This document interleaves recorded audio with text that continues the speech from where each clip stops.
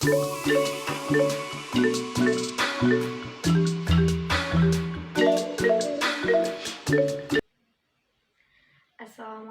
warahmatullahi wabarakatuh, Ananda semua. Bagaimana kabarnya? Sehat? Baiklah, untuk memulai pembelajaran kita pada siang hari ini, marilah kita berdoa terlebih dahulu ya. Tolong ketua pimpin doa.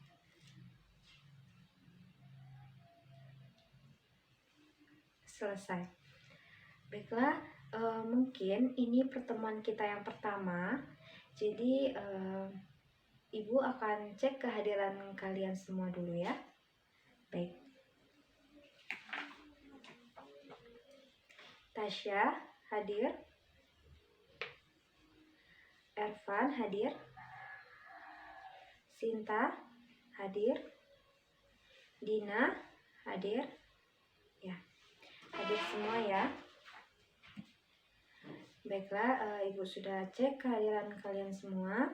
Nah, mungkin ini pertemuan kita yang pertama. Jadi Ibu akan memperkenalkan diri Ibu terlebih dahulu. Perkenalkan, nama Ibu Dila Suci Ananda. Bisa Ananda panggil dengan Ibu Dila. Nah, di sini Ibu sebagai guru mata pelajaran Al-Quran Hadis. Ibu akan mengajarkan materi Al-Quran Hadis semester 1. Dan pada hari ini Ibu akan mengajarkan materi bab 2 ya. Materi bab 2 tentang ku berbagi infak dan sedekah dengan ikhlas. Nah, tapi sebelum Ibu mengajarkan materi ini, Ibu akan menjelaskan sedikit tujuan pembelajaran kita pada siang hari ini. Nah, jadi Ananda semua mempelajari materi pada hari ini, tujuannya apa? Tujuannya agar Ananda semua bisa memiliki sifat yang ikhlas dalam memberi infak ataupun sedekah kepada orang lain. Nah, dan apalagi agar Ananda semua bisa memiliki sifat yang dermawan, ya, memiliki sifat yang dermawan. Nah, apalagi tujuan kita mempelajari ini. Nah, tujuan pembelajaran kita hari ini juga sebagai agar kita bisa tahu bahwa kita adalah orang-orang yang sangat beruntung yang diberikan rezeki oleh Allah Subhanahu wa taala. Nah, karena apa? Rezeki yang diberikan oleh Allah Subhanahu wa taala itu adalah amanah dari Allah. Ya, jadi rezeki itu adalah amanah dari Allah. Nah, oleh sebab itu rezeki yang diberikan oleh Allah harus kita kelola dan harus kita gunakan sesuai dengan ajaran Islam atau harus kita gunakan dengan hal-hal yang baik, ya. Tidak boleh menggunakan rezeki itu untuk membeli minuman-minuman keras atau hal-hal lain yang buruk, ya. Harus kita gunakan dan harus kita kelola rezeki itu dengan baik. Nah, tapi harus perlu kita ketahui bahwa rezeki yang kita miliki itu bukan hak milik kita seutuhnya, tetapi ada hak orang lain di dalamnya yang harus kita berikan kepadanya. Nah, jadi dengan berinfak dan sedekah itulah kita bisa memberikan hak orang lain tersebut. Nah, baik, untuk memulai materi kita hari ini, kita harus tahu bahwa apa sih itu infak, apa itu sedekah. Nah, pada judul materi kita, ku berbagi infak dan sedekah. Nah, kita harus tahu yang pertama yaitu makna infak dan sedekah. Nah, infak berasal dari bahasa Arab yaitu anfaqa yunfiku, yang artinya membiayai atau membelanjakan sesuai dengan perintah-perintah dalam ajaran Islam atau sesuai dengan perintah-perintah Allah. Nah, secara istilah, infak itu mengeluarkan atau memberikan sebagian harta atau pendapatan untuk suatu kepentingan sesuai dengan perintah-perintah Allah. Nah, jadi infak ini berbeda dengan zakat. Ya, infak ini tidak mengenal istilah nisab dan jumlah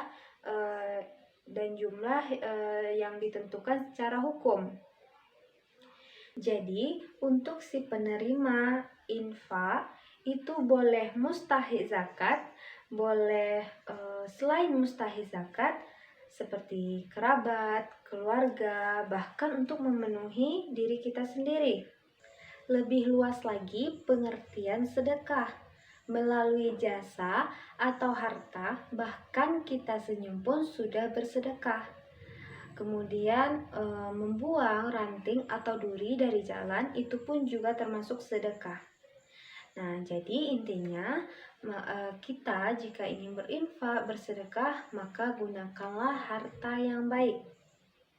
Nah, lalu muncul pertanyaan, kepada siapa infak dan sedekah ini kita berikan? Nah, terdapat di dalam surat At-Taubah ayat 60 yang berbunyi, A'udzu billahi minasyaitonir rajim. Bismillahirrahmanirrahim. Innamas shadaqati lil fuqara'i wal masakin wal 'amilina 'alaiha wal mu'allafah qulubuhum wa fir riqab والغارمين وفي سبيل الله وابن السبيل فريضة من الله والله عليم حكيم صدق الله العظيم. Artinya apa? Sesungguhnya zakat-zakat itu hanyalah untuk orang-orang fakir, hanyalah untuk orang-orang miskin, kemudian pengurus-pengurus zakat, dan para mu'alaf yang dibujuk hatinya untuk memerdekakan budak, orang-orang yang berhutang di jalan Allah, dan mereka yang sedang berada di perjalanan untuk suatu kepentingan atau untuk sesuatu ketetapan yang telah ditetapkan oleh Allah, dan Allah Maha Mengetahui lagi Maha Bijaksana. Ya. Nah, jadi intinya apa? Ibu berikan nasihat kepada Ananda semua bahwa jika Ananda semua ingin berinfak, ingin bersedekah, maka niatkan dalam hati hanya untuk semata-mata karena Allah. Ya, bukan untuk diperlihatkan oleh orang lain atau bukan karena orang lain kita berinfak atau bersedekah. Nah, kalau kita niatkan seperti itu, maka pahala yang kita dapatkan dari kita mengerjakan atau kita memberikan infak dan sedekah itu akan hilang. Karena kita tidak niatkan semata-mata karena Allah. Ya, paham? Baik. Nah, kita masuk kepada materi yang kedua, yaitu isi kandungan dari surat Al-Fajr ayat 15-18. Nah, kepada anak ibu semuanya, tolong buka Al-Qur'annya. Ya, bawa Al-Qur'an kan semuanya? Ya, buka Al-Qur'an surat Al-Fajr ayat 15-18. Ya. Baik, Ibu akan membacakan surat Al-Fajr ayat 15-18. Tolong disimak dan didengarkan ya. A'udzu billahi minasyaitonir rajim. Bismillahirrahmanirrahim. Fa'ammal insanu idza mabtalahu rabbuhu fa'akramahu wa na'amah فأكرمه ونعمه فيقول ربي أكرمن وأما إذا ما ابتلاه فقدر عليه رزقه فيقول ربي أهانن كلا بل لا تكرمون اليتيم ولا تحاضون على طعام المسكين Shadaqallahul azim. Artinya, maka adapun manusia apabila Tuhan mengujinya lalu memuliakannya dan memberinya kesenangan, maka dia berkata, Tuhanku telah memuliakanku. Namun apabila Tuhan mengujinya lalu membatasi rezekinya, maka dia berkata, Tuhanku telah menghinaku. Sekali-kali tidak, bahkan kamu tidak memuliakan anak yatim, dan kamu tidak saling mengajak memberi makan orang miskin. Nah, itulah ayat dan arti dari surat Al-Fajr ayat 15-18. Nah, yang kita pelajari hari ini, kita harus tahu apa isi kandungan dari surat Al-Fajr ayat 15-18. Nah, karena poin kedua materi kita yaitu isi kandungan surat Al-Fajr ayat 15-18. Jadi, isi kandungan surat Al-Fajr ayat 15-18 menjelaskan bahwa kecenderungan manusia merasa mulia dengan rezeki yang telah diberikan oleh Allah Subhanahu wa taala. Ya. Padahal tidak begitu. Sesungguhnya harta itu adalah ujian atau cobaan bagi mereka. Ya. Karena pada intinya Allah akan memberikan rezeki kepada siapapun yang disukainya, bahkan yang tidak disukainya. Dan Allah juga tidak akan memberikan rezeki kepada yang tidak disukainya atau siapapun yang disukainya. Nah, seperti itu. Jadi, intinya apa? Allah akan memberikan rezeki kepada siapa yang disukainya dan kepada siapa yang tidak disukainya. Dan Allah tidak akan memberi rezeki kepada siapa yang tidak disukainya, bahkan kepada siapa yang disukainya. Ya. Nah, jadi sesungguhnya apa tadi? Sesungguhnya harta itu adalah cobaan bagi mereka. Dengan begitu, manusia harus bergantung kepada Allah. Dan jika diberikan rezeki oleh Allah, hendaklah bersyukur. Nah, itu isi kandungan surat Al-Fajr ayat 15 sampai ayat 16, ya.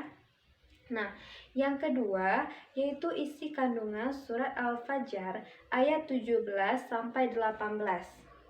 Nah, isi kandungan surat Al-Fajr ayat 17 sampai 18 itu mengisyaratkan agar manusia memuliakan dan menyayangi anak yatim. Nah, jadi itu. Nah, kita harus memperlakukan anak yatim dengan baik. Karena betapa mulianya anak yatim, kelak mereka akan berdampingan bersama Rasulullah Shallallahu Alaihi Wasallam. Nah, jadi itu isi kandungan dari surat Al-Fajr ayat 17 sampai 18. Yang ketiga yaitu isi kandungan surat Al-Fajr ayat 18. Nah, di dalam surat Al-Fajr ayat 18 ini memperingatkan agar manusia saling menyeru dan saling mengingatkan menyeru memberi makan orang miskin. Karena apa? Orang yang tidak menyantuni anak yatim dan juga tidak menyeru memberi makan orang miskin, ia termasuk sebagai orang yang menjadi pendusta agama. Ya, jadi dia termasuk sebagai pendusta agama. Baiklah, Ananda semua, kita masuk kepada materi kita yang ketiga, yaitu tentang isi kandungan dari Quran Surat Al-Baqarah ayat 254. Ya, coba buka Al-Qur'annya. Baik, Ibu akan membacakan Surat Al-Baqarah ayat 254. A'udzu billahi minasy syaithanir rajim. Bismillahirrahmanirrahim. Ya ayyuhalladzina amanu anfiqu mimma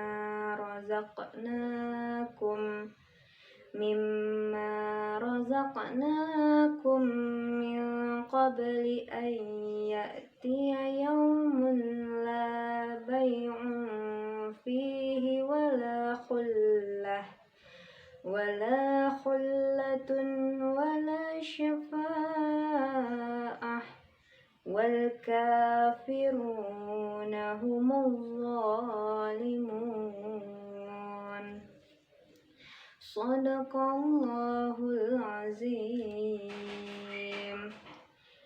Ya, artinya, wahai orang-orang yang beriman, infakkanlah sebagian dari rezeki yang telah kami berikan kepadamu sebelum datang hari ketika tidak ada lagi jual beli, tidak ada lagi persahabatan, dan tidak ada lagi syafaat.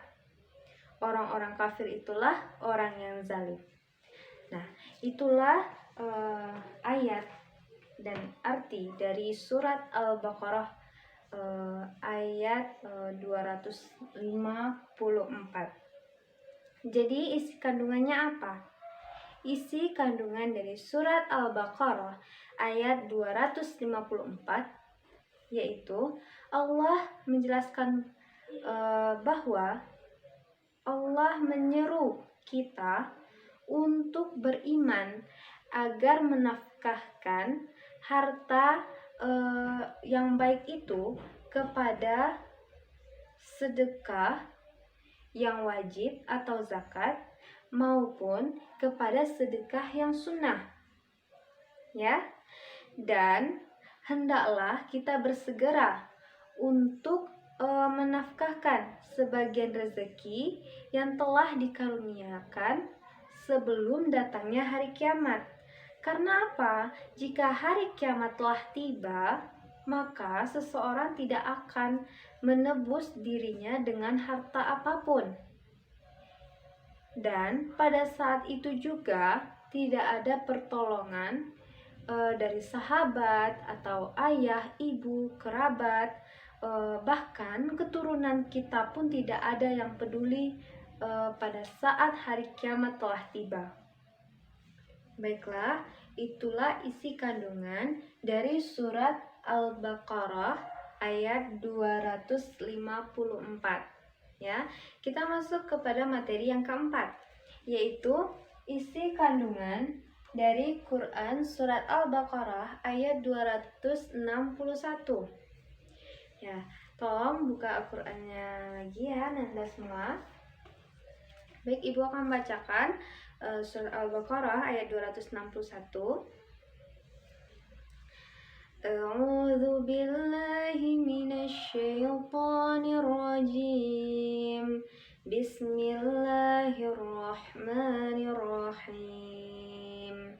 Mathalul ladzina yunfiquna amwalahum fi sabilillah kamathali habbatin anbatat sab'a sanabila fi kulli sunbulatin mi'atu habbah wallahu yudha'ifu liman yasha' wallahu wasi'un alim.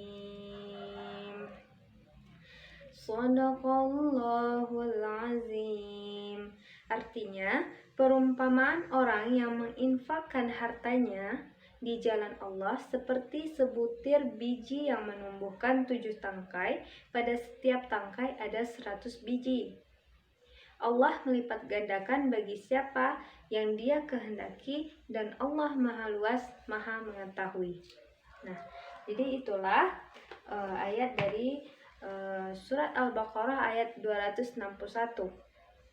Nah, jadi isi kandungannya apa? Isi kandungan dari surat Al-Baqarah ayat 261 yaitu Allah memberikan, ya, Allah memberikan perumpamaan kepada kita bahwa jika kita menginfakkan harta dengan ikhlas di jalan Allah, maka Allah akan melipat gandakan pahalanya sampai 700 kali lipat, ya, sampai 700 kali lipat.